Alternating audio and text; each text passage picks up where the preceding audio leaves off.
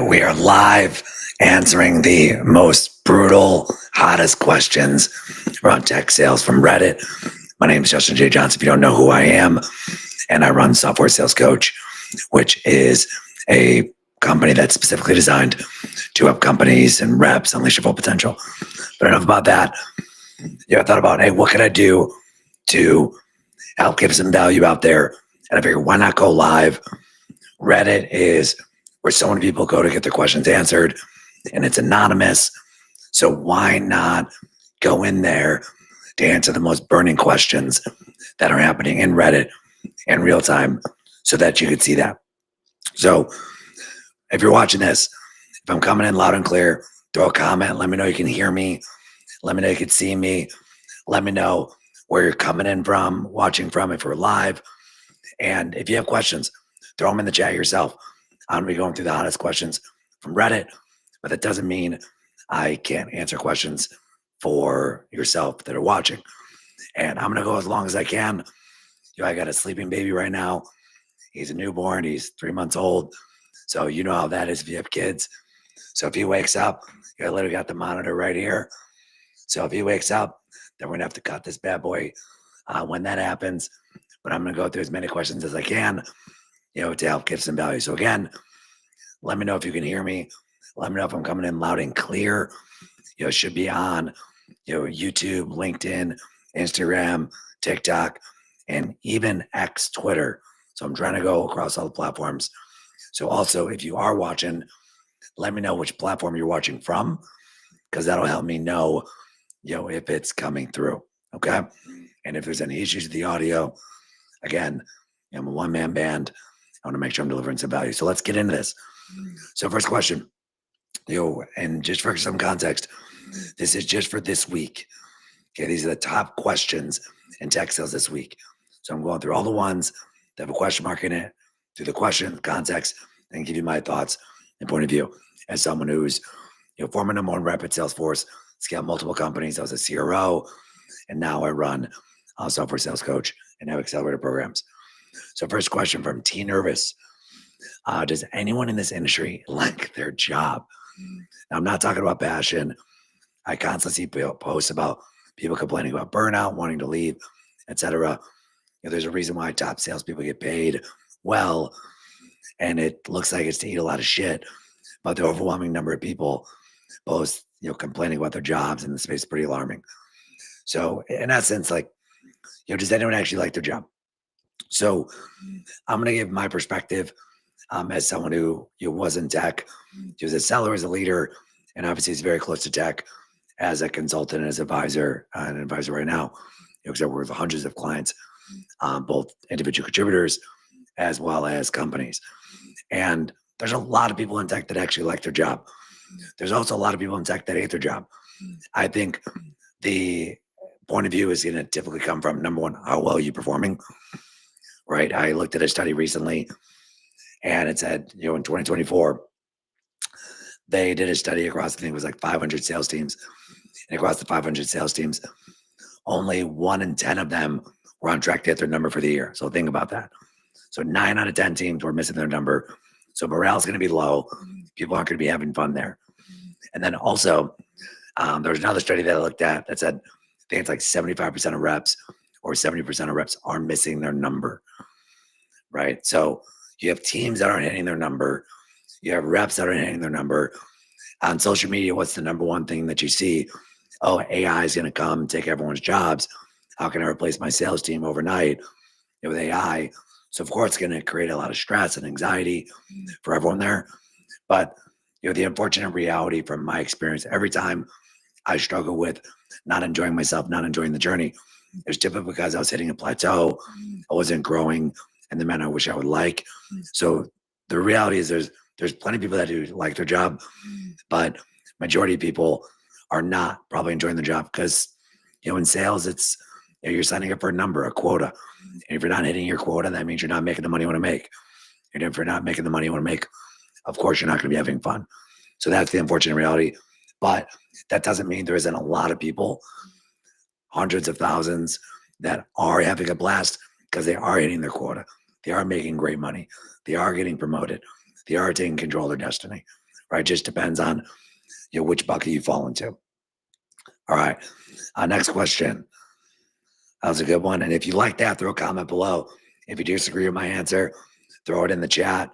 Again, if you're just jumping in, let me know where you're watching from. Let me know which platform. I'm on YouTube, LinkedIn, Twitter, TikTok, X, all of them, hopefully. So if you can hear me, let me know where you're from, what platform you're seeing me on, and if it's, and what you think about it, right? So that was the first question.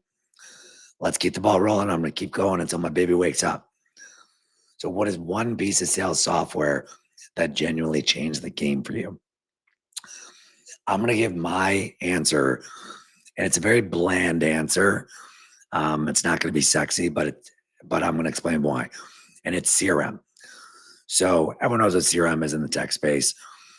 But the thing that when I first got in sales, I worked at a company where they had a CRM, but they really didn't use it. They didn't embrace it. And I hated it. Like, it was the bane of my existence. And then, I worked at a company when I worked at Salesforce. Obviously, Salesforce eats its own dog food. So they went all in on leveraging the CRM to unlock unleash the full potential of the platform. And I got to say, I fell in love with the CRM, and I love it so much. Like, one of the things that I teach my clients is how to leverage your CRM to be a secret weapon for your business. Because, you believe it or not, Salesforce didn't do a great job of teaching you exactly how the platform works. Even as a sales rep, they just taught me how to use it, but not how to create reports, create dashboards, how to customize it. I spent a lot of time after hours investing in learning the tool myself, because I saw that as a competitive edge against my peers. And that's one of the things that's really served me through my career, is going all in on learning how the technology works, so then I could turn it into a weapon for my advantage to help me win more. So for me, it's CRM. Very bland answer, but that had a big impact for me. Then, of course, CRM's only gotten better and better and more powerful. So that's been a big thing for me. But I got to say, you got to lean into it. So let me know what you think. Do you like CRM? What's your tool? Throw it in the comments. If you like it, what you see, throw it in the comments. Give me some feedback. You want to give back to the community. So hit a like, hit a comment, what platform you're on. And also, if you disagree, throw it in the comments. And if it's coming through, if you have a question, and maybe I'll answer it live. All right. So next question from Ambitious AD. Again, these are all anonymous. So is Salesforce still a good place to be? Anyone currently working at Salesforce, especially selling up market, who can shed some light on what it's like to work there right now? I know Salesforce very well. For folks that don't know me, my wife is actually a sales leader at Salesforce, and I have a lot of clients at Salesforce, and I have a lot of dear friends that still work at Salesforce. And I have a lot of people that no longer work at Salesforce. Here's what I'll say. When I joined Salesforce, it was already an established company. There was 10, 15,000 employees, which is massive by a lot of company standards. But if you think about where they're at today, I don't even know how many employees they have, maybe 60, 70, 80,000 at this point. But, the culture has definitely changed. COVID, the pandemic, everyone being remote had a big impact on the culture. And a lot of people are not having the same amount of fun through the experience. Number one, because think about it. When you shrink territories, that's going to make it harder for people to hit their number. And when you increase quotas, it's going to make it harder for people to hit their number. And when it's harder for people to hit their number, naturally they're not going to have fun. And naturally, it's not going to feel like the place to be anymore, because it's not the hot and sexy up and coming company. But here's what I will say. Salesforce is still an incredible environment where you can learn a ton, you can grow, and you can expand, and it can really set you up for your career. If you go all and invest in it, it's harder now to make the type of money that, a lot of people want to make, high six figures, even get to that 7-figure mark. It is harder to do that at Salesforce now than it was, many years ago, but it's still a great environment. There's still an insane amount of talented people there that are ambitious, very polished. And if you're newer in your career, It's an incredible environment to help shape you and mold you and build a strong foundation for your career. Now, if you're someone who's, maybe 10, 15, 20 years into your sales career, those things may not be as valuable to you because you're already established. So you're gonna have to weigh the pros and cons for yourself. For me, I still think it's a great company. And, a lot of people that may be there might be complaining, but the grass isn't always greener. I work with a lot of reps at a lot of startups. And if I'm thinking about an environment where the company doesn't have great product market fit versus a company that has insane product market fit, but the quotas are a little harder to hit, I'm going to choose that company, even if it's not the sexy startup. So that's my thoughts on Salesforce being a good company. All right. Let me know what you think. Throw it in the comments, throw it in the chats. If you have questions, throw it in there. I'll do my best to answer them. Going to try to work through as many questions as I can until my baby boy wakes up. All right. Next question. I'm a 9-year AE. Am I underpaid? So here's the context. So I've been at my current company for nearly 9 years, feeling underpaid and unhappy, especially with the new comp plan. OTEs 230, 115, 115 split. I have a lot of experience in software, hardware, and data cloud. However, with the changes to the comp plan, sounds like it's much harder to make the type of money I want to make. And now they're putting in decelerators, making it much harder. So in the past, you can make 200, 250% of OTE, which I've done multiple times, hence why I've stuck around. Should I seek a new role elsewhere? Here's what I'll say. If this is their first time rolling out a comp plan that makes it way harder to make good money, what a lot of reps are thinking is the same thing you're thinking. Now, I was a CRO, so it's important to know I'm going through a CRO's lens. If I roll out a comp plan and it pisses off a lot of my reps, well, guess what a lot of my reps are going to do? They're going to leave. And if I'm a smart CRO, which a big company, which it seems like this company is pretty established based on how you're talking about it, an established company like this, I'm assuming they have smart leadership. If they swung the pendulum too hard and there's too many reps leading, well, guess what I'm going to do as a CRO? I'm going to readjust the comp plan so that it's not that difficult going forward. So what I always like to say is, look, you've been there for a while. Obviously, 9 years is a hell of a long time. If you love the company, and this is like the first time where you faced some doubt around the company, I would wait it out another year, maybe even 2, and making sure the feedback feels heard and see what your peers are doing. Because if your peers jump ship at the first sign of adversity, that could create opportunities for you to walk into better territories, more opportunities to help you make money. And then, of course, if there is that situation where a lot of reps do leave, that could create the situation where leaders course correct. So then next year, the year after, you're back on track, right? So if this is their first time doing it, my gut says they might have swung the pendulum a little too far. So naturally, next year, they're going to bring it back to the center. So that's my thoughts there. All right. Next question here. What is the best AI tool for building target accounts list? Here's what I'll say.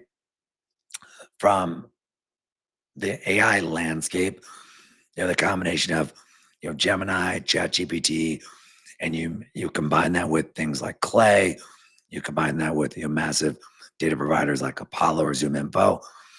This is really going to be a subjective answer. It's going to depend on your vertical, going to depend on your buyer, going to depend on the demographics.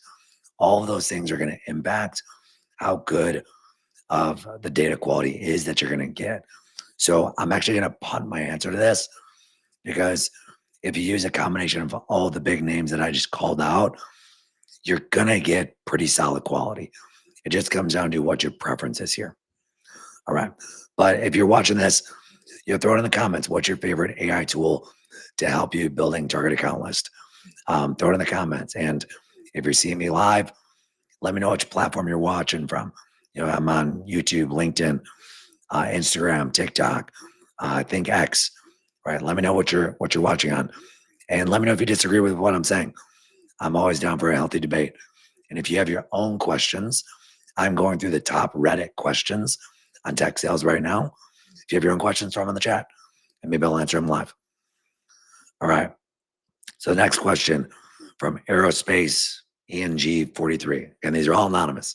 I have no idea who's writing these. Is there a ratio of revenue to earnings that's common in tech sales? I have a quota of 3 million as an AE. Is there a common ratio of OTE to quota in tech sales, like 10, 20%, as in for every $1 million I bring into the company, my comp is 10% of that. Obviously, it may vary based on deal size, but I'm curious how much someone should expect to earn for bringing in 3 million, 5 million, 10 million, 20 million to their companies. All right. So let me explain a couple things. Number one is how to think about how reps get paid. Two is how to think about how companies think about maximizing rep productivity while balancing profitability for the business. Now, I was a CRO and I scaled multiple sales teams. So this is something that I have a lot of experience building comp plans. So I'm pretty comfortable with this. So typically the way I think about this is it's going to depend on product market fit, go-to-market fit, maturity of the company and the sales organization. Very common for organizations to start at 3, 4, 5x comp to OT ratio, aka if your on target earnings is 200K, if it's a 4-to-1 ratio, your quota is going to be 800K, right? And that would be ACV, annual contract value, or ARR, annual recurring revenue. That doesn't take into effect, doesn't take into consideration if you sign multi-year deals, anything like that. So that's very common. Now, what it ultimately comes down to is, as a company, my job is to maximize shareholder value. So what I'm going to do is I'm going to try to get as much revenue as possible out of every single sales rep that I have while paying them as little as possible, right? That's just how it works. So the less mature my company is, the less mature my go-to-market fit is, the worse the ratio is for the company, aka 3-to-1 or 4-to-1, versus a more mature company that might be 10, 15, 20-to-1. Okay. Because what I want to increase the margins of my business is, let's say, if it's a 4-to-1 ratio, right? Or let's say 5-to-1 just for round numbers. If your OT is 200K and your quota is $1 million, well, think about it. If I can pay that same rep 200K again and they can close 1.5 million, well, that's a 50% increase in rep productivity, that I get for the business. And that typically goes straight to the bottom line. So it's going to depend on the maturity level of the business. You're starting at 3, 4, 5x, then it's going to go 6, 7, 8. I've seen 20, even 30x, right? But it's ultimately going to come down to the maturity of the company. What I'm looking for, if I'm an AE, is I want to identify the company that has established go-to-market fit and they're still on the come up, but they haven't fully become the juggernaut yet. So one of the questions that I answered earlier around Salesforce is now a juggernaut. So it's really hard to really blow out your OTE. If your OTE is like 300K, it's much harder, to make 7 figures now than it was, let's say 10 years ago. Doable, much harder. But if you're at a company like a Gong, or if you're at a company, like a Snowflake, if you're at a company like maybe a Databricks, right? What those companies that very established, still up and coming, still growing, these are companies where maybe they haven't fully got to the point where they've matured their comp plans yet. So there is that opportunity for you to be at the right place at the right time, where they're willing to overpay their reps a little bit to build up that culture of high performers. Because one of the things that I loved is I wanted to build an environment where my top reps made a lot of money. Shocker. Because if you're making a bunch of money, well, next time you're talking to your homies and they're like, hey man, how's work? You're like, I'm loving it. I'm printing cash. Well, guess what? Sharks talk. So I want it to be known that we can make a lot of money here.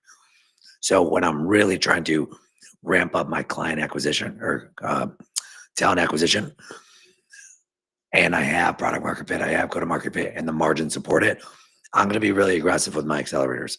I'm going to be really aggressive with the path to help my reps making high six figures, even seven figures. So that's how I'm thinking about it. All right. Well, what do you think? If you're watching this, throw your thoughts in the chat. Throw a comment in where you're watching from. I'm live on a bunch of platforms, and I'm going to be answering a bunch of the top questions from Reddit for a bit. And I got my son, sleeping. I'm watching him on the nanny cam right now, and this is raw. This is unfiltered. These are anonymous questions, so I don't know who's asking them because it's on Reddit, and I'm just giving you your real talk as someone who's former number one rep, scaled multiple teams with a CRO. Now I run sales coaching and advising company for tech sales companies and tech sales reps. All right. Full cycle AE versus senior SDR. Ooh, this is an interesting question. Hey, y'all, looking for a bit of advice as I consider offers. Spent past year as a first-time SDR deciding to jump ship because company's not performing too well, and I don't see a future as an AE here. I have an opportunity to be a full cycle AE at a small startup. They just hit 7 figures ARR, red flag, but looking to raise a Series A in year one. Great opportunity to get closing experience, particularly without another SDR role, but it seems like a grind. 100 calls, one meeting, booked a day. 100 calls, one meeting booked a day expected from the founder on top of closed one quota, 150K OTE, 150 or 50-hour work weeks. Another option would be SDR, senior SDR role, founding SDR role at a large startup with 150 million funding. All right, so there's a lot to unpack here. So I'm seeing some serious red flags in how this person's thinking about their career. Here's the real. First, if you're jumping ship, you're a year into a company, even if the company's not doing well. If I'm a hiring manager for another company, and remember, I was a CRO, scaled multiple teams. I've had thousands of interviews, thousands. Okay. So I know what to look for in terms of great talent. A major red flag I saw is when people bailed as soon as the company started to struggle. I did not like hiring people for my sales team that didn't have at least one promotion under their belt. Period, point blank, end of story. If this was for an AE role, you were not allowed to even talk to me if you never promotion under your belt. There's too much talent out there. Okay. And yes, there could be the 1 in 100 people that is a killer that I missed out on. Well, the 99 other people, they pretty much validated my concern, which is they weren't the type of people that I wanted to hire. People that bail at the first time of adversity, even if you're right, even if the company is a disaster, that's a red flag for me as a hiring manager. That's number one. So my advice to you there is get that promotion under your belt. It opens up way more opportunities. Red flag number 2, damn for sure, do not, your first AE role, do not go to a company that just passed 7 figures in revenue. That means that company doesn't know what the fuck they're doing. Point blank, end of story. No company that just crossed 7 figures in revenue and is going for their Series A has their go-to-market figured out. And why do I tell you that it's a massive issue for you to go there? Because you've never been an AE before. You don't know what good looks like. You've never seen a high-performing sales organization, clearly. So because of this, you're going to walk into a disaster. This is a massive career mistake. When I'm talking to people that are early in their sales career, I think it's a terrible decision to work at startups. I know this because my first job out of college was at a startup. And I did horrible. And I didn't know what I was doing. And I wasn't getting any guidance. Did I work hard? Yes. But I had no clue what I didn't know. So it's a terrible idea to go from one startup that's struggling to another startup that also doesn't know what the hell they're doing. Right? Could they be the next Facebook? Sure. But here's the reality. Only 1 in 250 companies ever make it to 10 million in revenue. Think about that. Okay. 1 in 250. That's less than 1%. So the odds of you missing out on the next Facebook, the next Google, the next Snowflake is slim to none. I would much rather you go to a company that has a really good training organization, a really good foundation in place to help you grow and really develop yourself as a sales rep. And I would honestly not worry about OTE for another 12 to 24 months. Trust me on this. It wasn't until I got into an environment where I was surrounded by great people with great systems and great structure that I was able to quickly learn and apply the things that the knowledge that I was acquiring through my self development, and I was investing in coaching, all that good stuff. I couldn't apply it in a bad environment. And you need a better environment. And going to this type of company is a massive red flag, right? And that's the next thing I'm worried about. Other thing I'm worried about, 50, 60-hour weeks, like that's not grinding. Like that's sales. Like sorry to say it. I know people are anti-hustle culture. Like 50 to 60 hours a week, like that's just what's required if you're going to be good in sales, especially early in your career. A phrase that I'll give to you, someone shared this to me that's really proven to be true. You grind your face off in your 20s, you build your career in your 30s, and then you really enjoy the fruits of your labor in your 40s. Okay. And look, shave a couple years in either direction. But either way, if you're early in your career, which you are, right? I don't know your family situation, but it's high likelihood you probably don't have a big family yet, probably don't have a whole lot of things on your plate. Right now is the time to work those 50, 60, 70-hour weeks, right? That's how you separate yourself. And if you want to be great and if you want to be the best, you have to put in those hours. What I always tell my clients is that in order to be in the top 1%, you have to be willing to do what 99% aren't. And when I see people worried about working a 50 or 60-hour week, that definitely tells me that they're definitely going to struggle in a startup environment, because everyone wants to work at a startup until it's time to work at a startup. A startup is a shit show and it's organized chaos. And look, I worked in startups. I love startups, but there's a time and place to do that in your career. So I highly encourage you don't go down that path. What I would also say is if you've already made your mind up, you're like, hey, I have to get out of here. Okay. You mentioned going to an AE role or senior SDR. I would choose the senior SDR if I'm you to at an established company, because if you're trying to leave, if the company's struggling, my hunch is you also might be struggling a little bit. And if you also are struggling a little bit, that probably tells me you haven't nailed the prospecting skill yet. And once you become an AE, training wheels are off. You're expected to know how to hunt. Like, no bullshit. I would never hire an AE that I didn't have confidence could hunt. The training route to develop that is as an SDR. So I would, again, double down on the fact of like, go to that senior SDR role at an established company, get into an environment that you can learn and grow. And yeah, will you take a haircut in your OT right now? Yes, but you're going to avoid getting fired in a year. You're going to avoid a PIP or getting laid off from the Series A volatile environment. You're going to avoid that altogether. And most likely, you're going to be making way more in 18 months than you would if you jumped to the CE role. That's my hunch. So very passionate about this, as you can tell. But if you disagree, if you're watching this, throw it in the comments. Let me know. I'm live. I'm answering the pressing questions from Reddit. These are anonymous. I'm live on a bunch of the social media platforms. Let me know where you're watching in from. Throw your comments. And if you have questions, throw them in the chat and I'll try to answer them live. All right. Jumping on to the next question. I'm looking for a question mark in the title, just so people know. Interviewing for AE promotion advice. In February of this year, I joined a 1,000 employee SaaS business in the UK as an SDR covering both mid-market and enterprise segments. It's my first sales role, but it has gone reasonably well so far.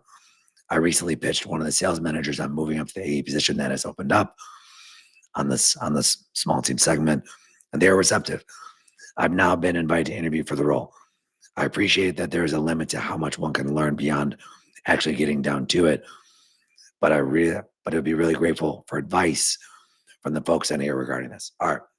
So the way I thought about interviewing for a promotion internally, and people who are just interviewing in general could take this advice. I think of the interview process as a sales cycle. So think of that hiring manager or hiring managers, think of all of them as stakeholders. Okay. So here's what I did. When I was an SDR interviewing for AE, and there was half a dozen managers that when I was at Salesforce at the time, that I could have gone to their teams. So what I did was I went to every single one of them and I treated them as just a different stakeholder. And I ran a discovery call. I said, hey, tell me about the good, the bad, the ugly of your team. What do you think your team does well? What do you think's missing on your team? So if you were to bring someone on the team, what do you think is the missing piece of like the gel that would really help unlock the next level of performance for your team?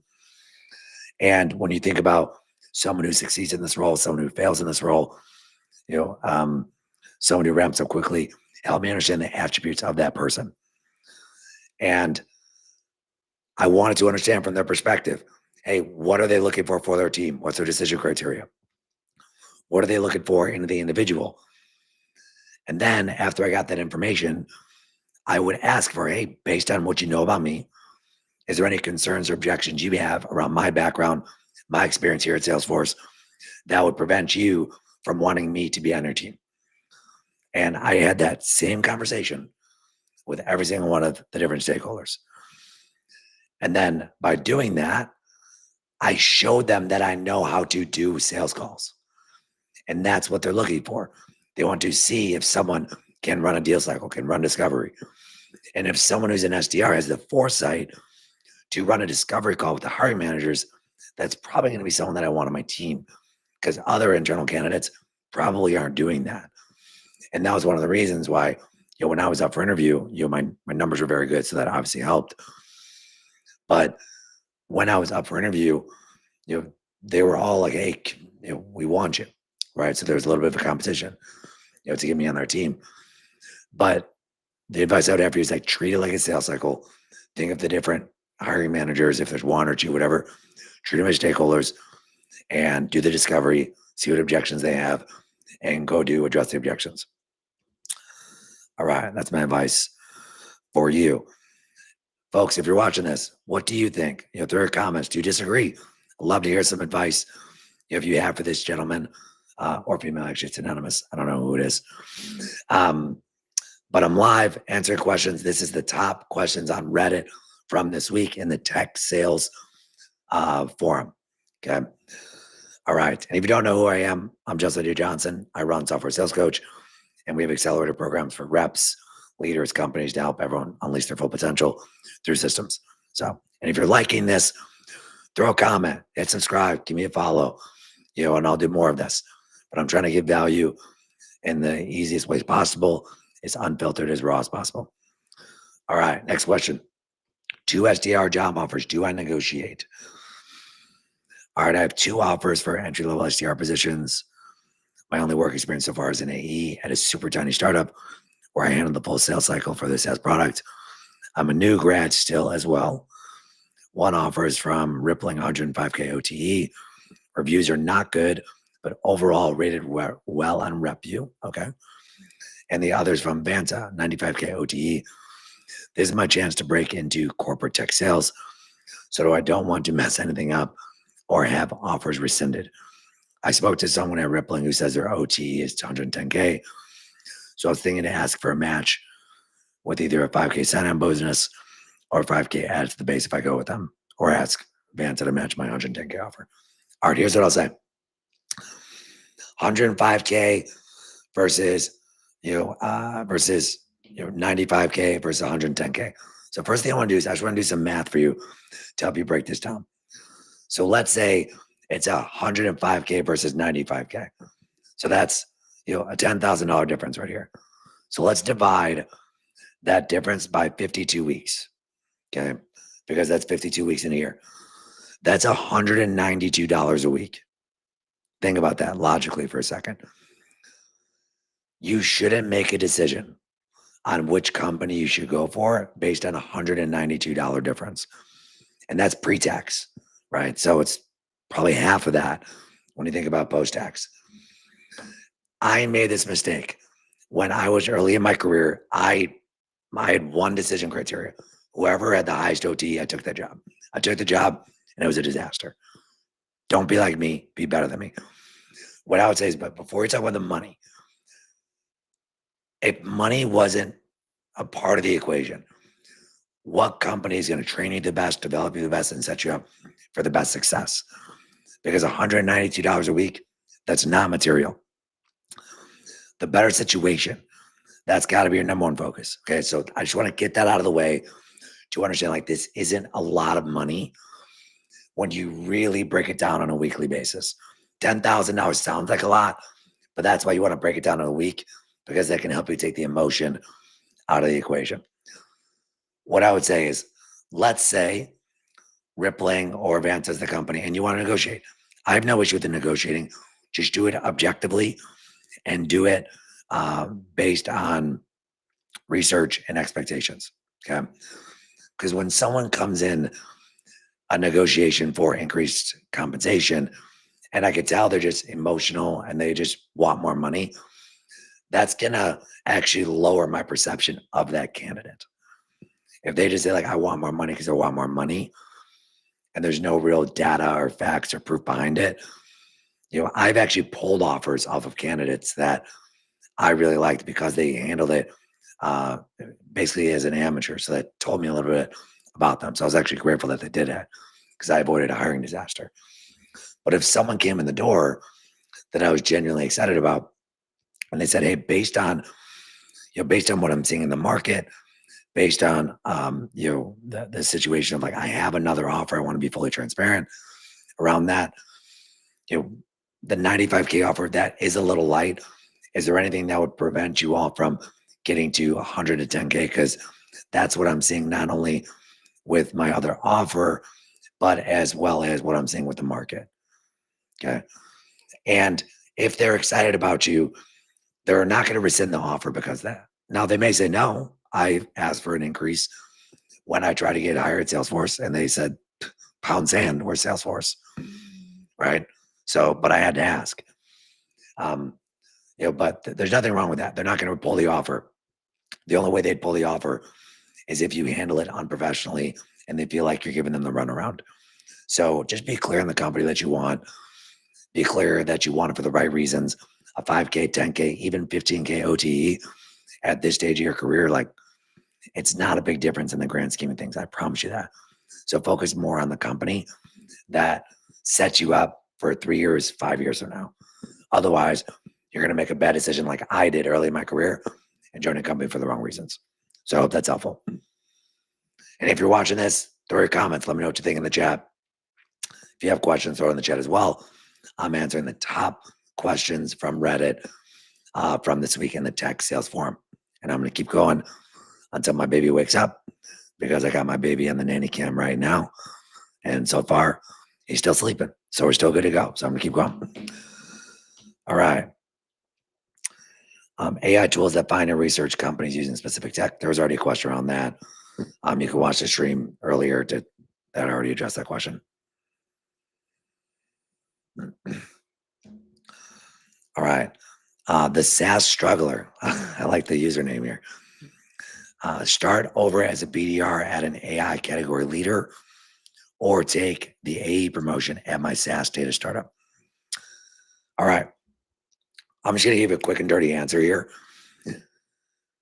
If I'm interviewing someone and they've never been promoted before, that's a major red flag to me. So I'm going to tell you 9 times out of 10, it's a better career move long term to get the promotion internally. Then if you're going to move, try to crush in the role as an AE for a year or two. But if you have to leave, you at least have a promotion under your belt. Because worst case scenario, you could be a BDR at the category leader. Well, just because they're a category leader doesn't mean you're going to be set up for success. There's risk in any role that you take on. So I made the mistake of my career.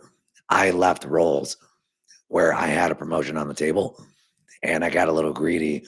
And because of that, I left 6 months early and it definitely had an impact on the opportunities that I had in my career. Now, I did it. I'm here. Obviously, I made it through it. But if I'm you and I would have had the opportunity to like do those decisions over again, I would have waited those 6 months, waited that year, take the promotion because it just opens up significantly more opportunities. All right. All right. Next question. Top questions in Reddit. I'm going to keep going here. This is a good one. Um, Managers, where do you expect your A's to be in month 3? So I'm new to my role to startup, and it feels like there are more expectations to know. There are more expectations to know more in a shorter time frame. I have a bit of trauma from my last employer, was let go out of nowhere after 3 months, no warning, no pip, no nothing. And I feel extra paranoid about if I am where I need to be. I ask questions, I'm making progress, I product knowledge, and I do know a good amount I do have a good amount of revenue in the pipeline in the 3 months. And I do have a good amount of revenue in the pipeline. 3 months isn't a long time in the grand scheme, but I'm curious if there's more that I could be doing from a manager's point of view. So it's a really good question. What I would say, this is an amazing question that you shouldn't be asking on Reddit. This is the question you should be asking to your manager on day one. And every time I went into a new role, I always sat down with the manager and I said, help me understand what you need to see from me, both on and off the dash, to show you that one, I become competent in the role. And then two, once I become competent, then it's what would I need to show you on and off the dash to show you that I've mastered the role? Because there's two different things. So my advice for you here is number one, ask that question to your manager and let them know, like, hey, look, I was let go without a pip. I feel like I'm doing good, but I just don't know. So help me understand that black and white, because then that gives me a lot of clarity to execute against. That's not an unfair question to ask. What I would say to a rep, if they ask me that, I would say, look, by 3 months, you have to know the value of the product. This person uh, doesn't. Oh no, they're an AE. So if they're an AE, you have to show me that you know the product. You know how to pitch. You know how to do discovery. You know how to prospect. You know how to create meetings, create pipeline, and you've had to show me that you're coachable. Show me that you're leaning into the process. Show me that you're a good teammate and that you're added to the culture and not a detractor. Right? Those are all the things that I look for. Now, some of those things I measure quantifiably. Some of the things are qualitative. Right? So this is where having a really open dialogue with your manager around where he sees the strengths and weaknesses that you have. The 3 month mark isn't a bad point to have a check in with them and get clarity with that. So that's my advice for you. Talk to your manager and just ask them that question. And if you're at the 3 month mark, get clarity, then say 6 months, then say 9 months. Right? I always like to operate off of competency and mastery because then I'm in control of the time frame. Because if it takes an average rep 12 months to become competent in a role, well, I want to become competent in 6 months. Right? That's how I always operated. So I always operated less off of time frames and more towards milestones on how they perceive me in the role, both on and off the dash. All right. Next question, answering the top questions from Reddit. If you're with me, let me know if this is valuable. If you disagree with what I'm saying, throw it in the comments. I'm live on all the platforms. Let me know where you're watching from. If this is helpful, give it a like, give me a follow, give me a subscribe. I'll do more of this. This tells the algorithm and tells me that this is good stuff. And my goal is my goal is to provide value. That's why I'm live. And that's why this is raw and filtered. I'm doing all that. All right. We've had a bunch of career questions.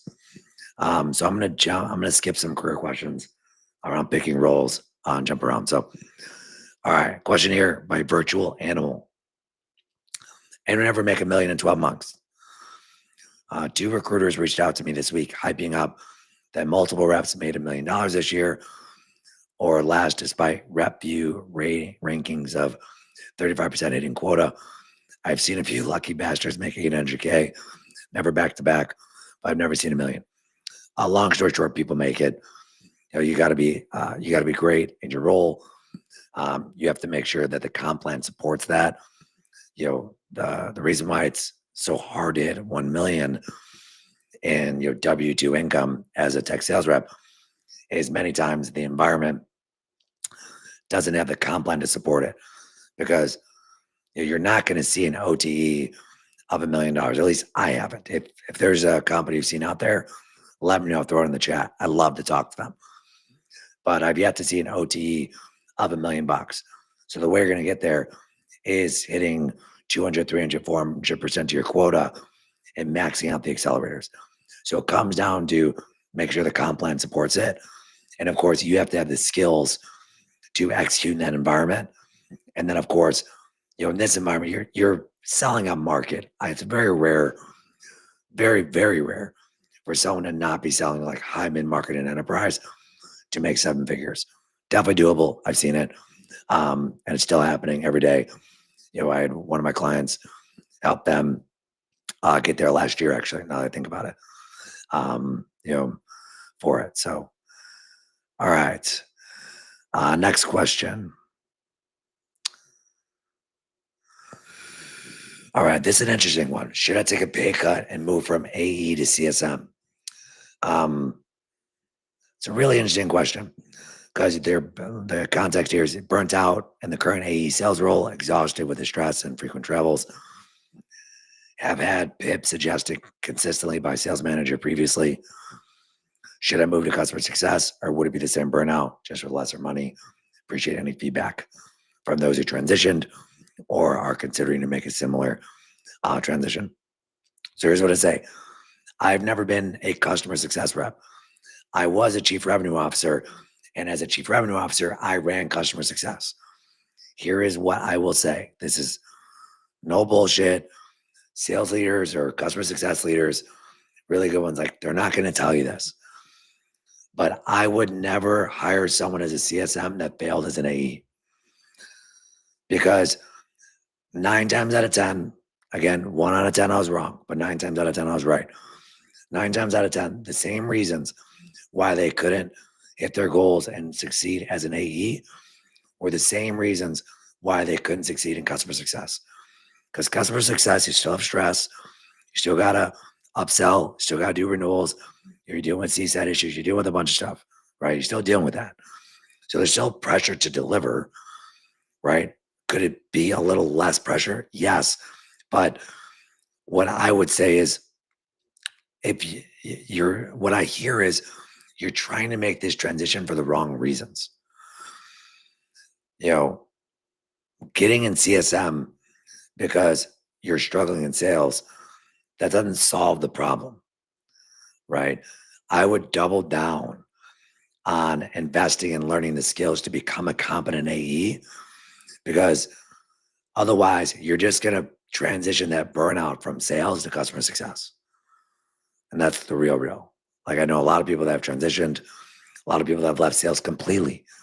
Because like, oh, I can't deal with the stress. I can't deal with the pressure, the burnout, all that. They get burnt out doing other shit just the same, right? So focus on getting your skills right and be competent in sales. And then if you're still facing this issue, because maybe you just might be in a bad environment. I don't know your environment, but that very well may be the case. If your environment's wrong, maybe you should have a bad leader, or that's going to exhaust you more. If you get to a different environment and you're investing in the skills, you're getting better, and it's not just your opinion, you have third-party validation, you're from a mentor, from a coach, someone that can help you. If you're getting that and you're still burning out and you're still, after succeeding on the dashboard, then I would say like, all right, this might be a better fit for you.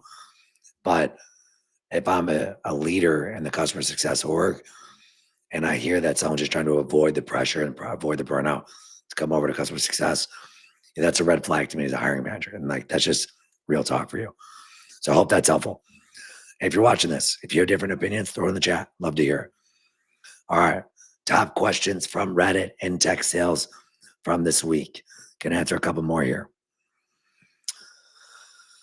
All right. Senior sales role at ServiceNow versus Microsoft. Ooh, good question.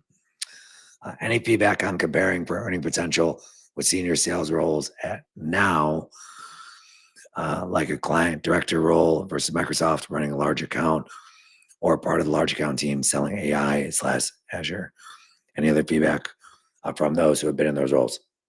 I've not been in those roles. I know people that have been in both of those roles. The reality is you can crush it in both situations. I know people that have crushed at ServiceNow. I know people that have crushed at Microsoft. So what I would dig into is get away from like the company and more the very specific situation, because this sounds like you're someone that is pretty tenured in your career based on the type of titles that you're targeting. So it's going to be very situational dependent. What is your specific segment, the specific geography, the specific accounts, the specific situation? If I were to know that, that's going to help me determine it. But I wouldn't rule out either company. Both companies are great companies. Both companies you can crush in. Just dig into the very specific situation.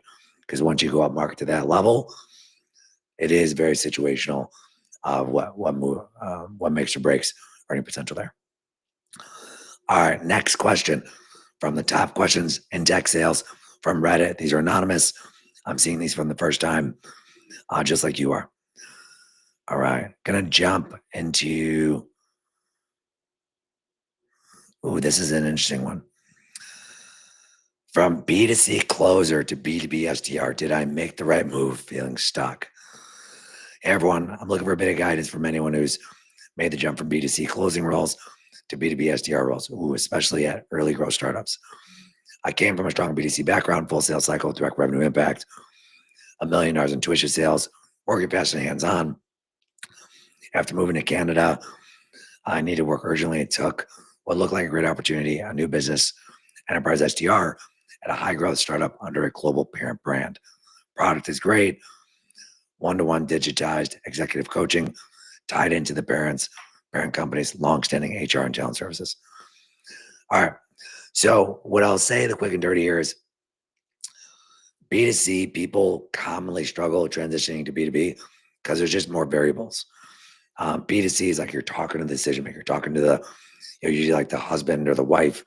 You're trying to do that high ticket sale, whatever it is. And when I hear tuition sales, that probably tells me you're selling like coaching or something. So what I would say is stick with it. You didn't make the wrong move. Maybe it's just a tough company, but I think there's much greater upside and much less volatility in B2B sales. And like, let's think about it, right? Who's got more money to spend typically? Businesses or individual families? Businesses. So there's more money there. Could you be struggling? Of course you can, right? A lot of people struggle when they make the transition, but that doesn't mean you did anything wrong. Your skills have not caught up to what's required in order to be successful. Where in B2C, it is easier to acquire those skills because there's less variables for you to account for. And the sales cycles are typically 1 call, 2 call closes. So you get that instantaneous feedback. Where in enterprise sales, even in SDR, BDR, it typically takes longer for you to really acquire those skills, get that feedback so that you can really understand whether or not you're grasping it. So that's how I think about it. All right. I'm going to go to the last question here. This is anonymous questions in Reddit. If you're with me, throw a comment in here. If it's been helpful, give me a like, subscribe, follow. I'm on all the platforms. Streaming live right now, and trying to give some value to the community. So the question is, should I stay at my AE role through 2026 or jump early 2026? For context, BDR to AE in 6 months, and AE in the AE seat since January 2025, tracking 100 to 120% quota. What roles am I qualified for? All right. So my gut tells me that we're running away from a situation versus running towards. So I'll tell you a quick story. When I was early in my career, I was scaling sales at a company called Base CRM They were acquired by Zendesk, and I ran sales for that organization, for a bit. And one of my mentors taught me taught me this, or gave me this question to think about when I was interviewing sales talent because I was newer to hiring because I was young. And they said, never hire someone who's running away from something. Always hire someone that's running towards something. Because if you're running away from a bad situation, a bad boss, a bad product, a bad situation, a majority of the time, even if they're correct, there's still underlying red flags and baggage that comes with that. Whereas someone who's I'm running towards my North Star and I've outgrown my opportunity, I've outgrown my situation. This no longer serves me on my path to bigger and better things. Those are typically people that succeeded at a higher level from my experience hiring them. So what I'm seeing here sounds like you might be more running away from a situation. Maybe it might be bored, might be a little stale. So I'm not saying never leave. I'm saying don't just say, "Oh, I've been here a couple of years. I've done pretty well. What's next?" Right? Because that already tells me we have the wrong mindset. We have to make sure we're squeezing every drop of potential out of our current situation. And if you're in a situation where maybe you're bored and still doing well, that could actually be a really good opportunity for you to use that extra mental bandwidth to invest in your skills and develop yourself. Because it is harder to invest in yourself to acquire skills while you're also trying to become competent in a role. So if you're already competent, doing well, and it doesn't require a lot of bandwidth for you to do that, this is a great opportunity for you to really ramp up your knowledge and invest in yourself to help you grow. So that'd be my advice here, and be very selective on the opportunities that you take, because let's say a year from now, you might get another promotion. And if you get another promotion a year from now, well, if I'm a hiring manager interviewing you, I'm now interviewing someone that's got two promotions under their belt at the same company, not just one. So you become more attractive to me on paper and someone that I want to talk to more. So I hope that's helpful. Folks, this was me answering the top questions on Reddit, anonymous questions from Reddit. I wanted to give you some raw, real talk of what I see in the trenches or what I'm seeing, and hope this is helpful. My ask of you, if you're watching this, if you've been watching this, if you're jumping on the stream late, throw a comment. Let me know your feedback. If you disagree, tell me I suck and tell me why. I'm always good for a good debate, right? Let me know your thoughts. My goal is to do this more and more. Your feedback helps me do that. So give me a like, give me a subscribe, give me a follow. If this should be on all the platforms. But I appreciate your time, appreciate your energy. Hope this is helpful, and I'll see you in the next one.